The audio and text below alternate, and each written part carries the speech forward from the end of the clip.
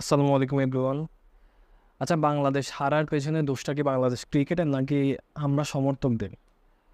আহ, অবশ্যই দোষটা আমাদেরই বেশি। কারণ হচ্ছে আমি বলতে চাই, আমরা এই দল নিয়ে সেমিফাইনাল কিভাবে এক্সপেক্ট করি?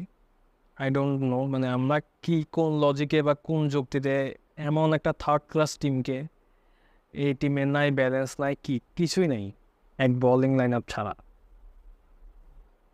এই যে আপনার শুরু টপ অর্ডারের 3-4 জনই অফ ফর্মে।